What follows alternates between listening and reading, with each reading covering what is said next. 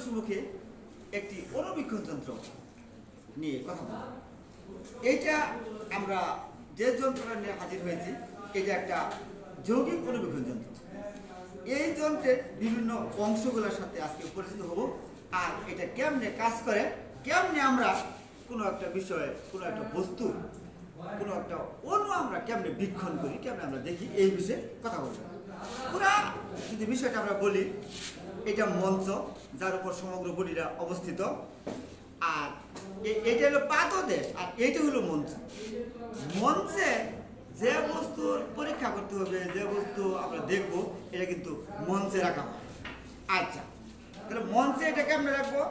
আমরা কোনো একটা স্লাইডের উপর আমরা একটা রক্তের ফুটা নিয়ে, তারপরে আরেকটা স্লাইড দিয়ে এখানে চাপ দিয়ে আমরা, এটা হলো নমুনা, এটা আমরা এখানে মঞ্চের উপর রাখবো। মঞ্চে রাখার ফলে এখন এখানে রাখার পরে কিন্তু এটা দেখা যাবে না। এখানে আসলে কতগুলা লেন্সের সমন্বয়ে কিন্তু বস্তুটা দেখা হয়। এখানে এটাকে বলে আইপিস, এটাও কিন্তু একটা লেন্স।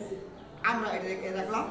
আবার এইটা এই যে এইখানে থাকে, এই যে এইখানে, এই প্রত্যেকটাই কিন্তু এক একটা লেন্স। এইখানে কিন্তু এটা থাকে, এরকম এখানে 4টে আছে। আমি একটা যেমন খুলে দেখাইছি, এই লেন্স। এখন এই লেন্স আমরা প্রথম কি করব? প্রথম আমরা এটা ঘাটে, ঘাট যখন বসে তখন ঘাট করে কিন্তু বসে থাকে। তার মানে এখন বুঝতে হবে এই লেন্স, এটার ভিতরটা এসে এই লেন্সের সাথে সরাসরি একটা সংযুক্ত স্থাপন হয়েছে। এখন এখানে আছে একটা আছে সূক্ষ্ম সন্নিবেশক, এই যে যেটা ধীরে ধীরে ওঠানামা করে।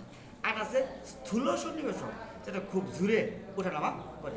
আমরা প্রথম স্থূল সন্নিবেশকের সাহায্যে একটা বস্তুকে আংশিক দেখব, তারপর সূক্ষ্ম সন্নিবেশকের সাহায্যে আমরা এটা উঠানামা করে তারপর আমরা এই বস্তুটা এখানে স্পষ্ট দেখতে পাবো। ধন্যবাদ।